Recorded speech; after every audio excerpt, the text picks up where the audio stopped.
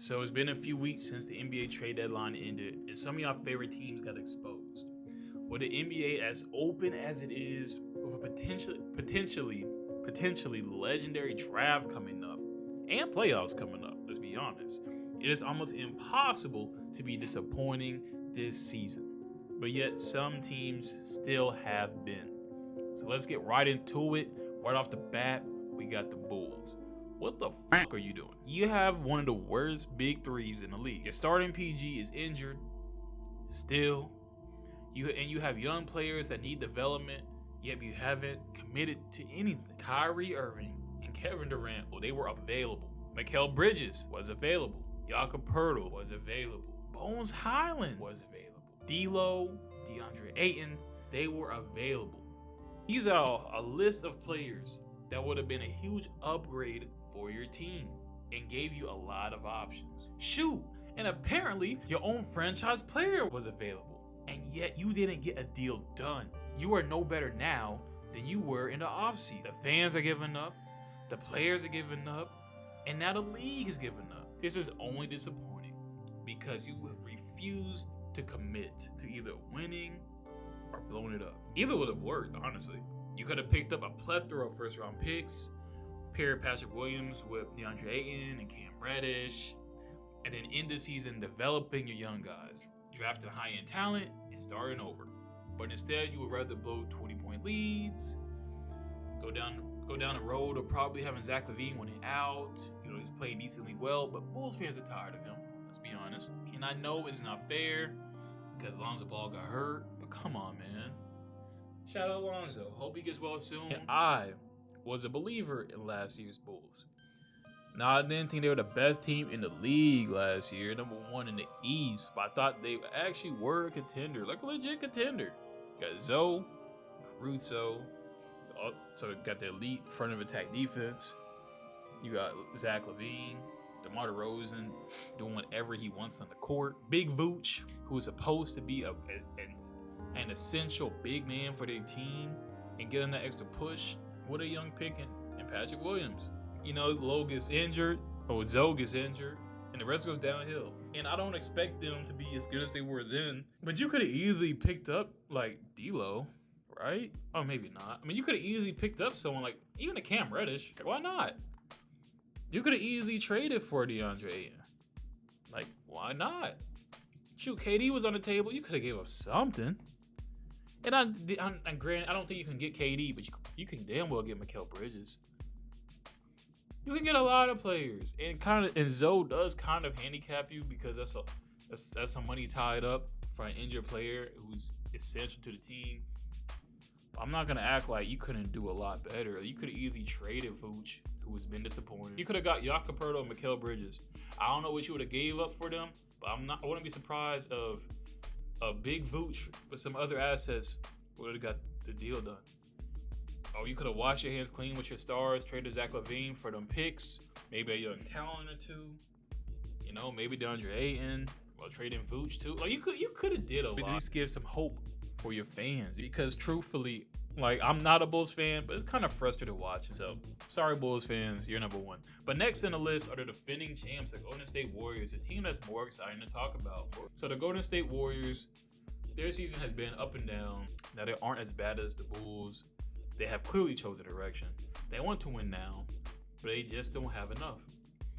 This trade deadline, the Warriors were part of a 4-team trade in which the Warriors ended up reacquiring Gary Payton II and received unprotected 2026 and 2028 second-round draft picks from the Hawks, trading away James Wiseman, a player that's young, who had a huge upside, who's been injured and out of the lineup, got healthy, and it was too pitiful, not much pitiful. He wasn't good enough to play. Got sent back to the G League, then came back, still wasn't good.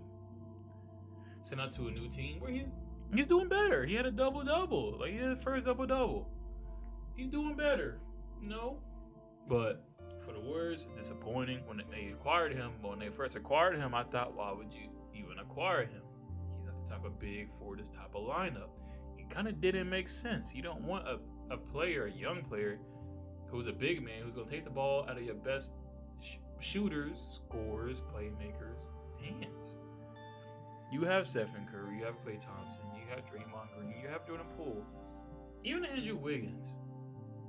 All those players who want the ball in their hands more than Wiseman. And at the very least, take Wiggins out of there. You for damn sure want the rest of those players with the ball before Wiseman. You're not taking the ball to Curry's hands for fucking Wiseman. You're not taking the ball to Draymond's hands for fucking Wiseman. Same with Poole. Same with Klay. If Klay got that mug, he's shooting that mug. He's shooting the ball, and you want that. So it's kind of too late. And in reality, they should have traded Wiseman years ago. Because it's been, 2 years? And that's the reality of it. Now, of course, hindsight is 2020. I don't think a lot of people, at least in the Warriors front office, thinking like, hey, he's not going to pan out. Even if he did pan out, I think you should have traded him. And it's the truth. And you couldn't know he would turn out this way, but it's the truth. Unfortunately, they appear to be an offseason away from contention.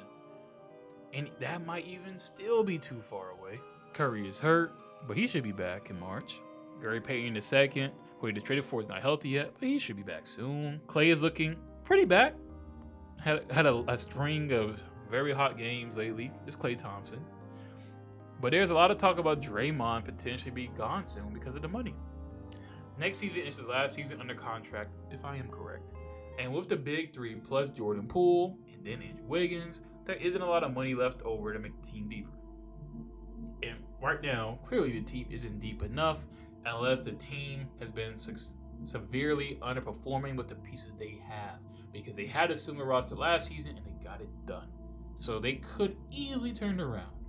But currently, the bottom line is that Warriors can't make a big push to end the season. The core is closer and closer to being blown up. Currently, the Warriors are right outside the playoffs. Realistically, they just need to get healthy because they have all the pieces to make it work. But we can't give them the benefit of the doubt anymore. We're getting the benefit of the doubt to start the season. We're getting the benefit of the doubt a few weeks after the season. A month, 2 months, 3 months, All-Star break, post-All-Star break. And they're still only a few spots above the Lakers, who have been severely underperforming and already 11th seed. So the benefit of doubt is gone until they go on a huge run, and then we can treat them like the Warriors dynasty that we love them to be.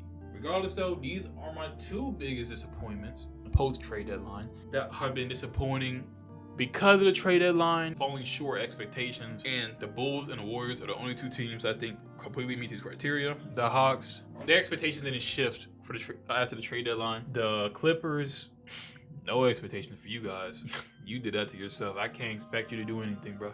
Lakers playing phenomenal. What a team made some big splashes. The Mavs, nothing crazy yet because they're not a horrible team. They're not even a bad team. I just think they have been very unlucky, but I do think for them they will turn it around. But if we get around the end of the season and we keep seeing a string of losses with the 2 stars together, maybe we'll talk about them in this. But that is all for today, folks. Leave a comment down below what you think about these 2 teams, Bulls and Warriors fans. Let it be known. Do you think the Warriors will turn around? Do you think the Bulls could turn it up and contend? Probably not. Or am I right on the money? Or am I a dumbass? Maybe I don't know what I'm talking about. Regardless, if you like this video, you'll probably like my video on the NBA trade deadline, covering teams like the Lakers and Suns, also the Mavs. Besides that, goodbye.